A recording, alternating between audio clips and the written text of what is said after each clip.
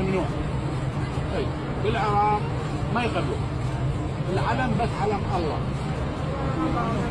لا لا لا لا، ممنوع ممنوع.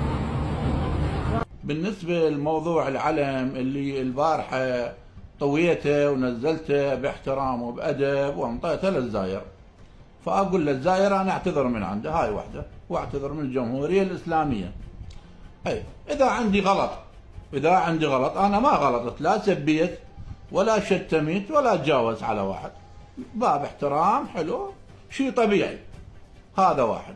اثنين، السيد الله يعطيه الصحة والعافية ودام ظله نبه، قال يابا بأثناء الزيارة عدم رفع الصور وعدم رفع الأعلام، فمن هذا باب الحكمة اللي سويته لازم السيد يعرف اكو مصلحة للناس، فمن هذا الباب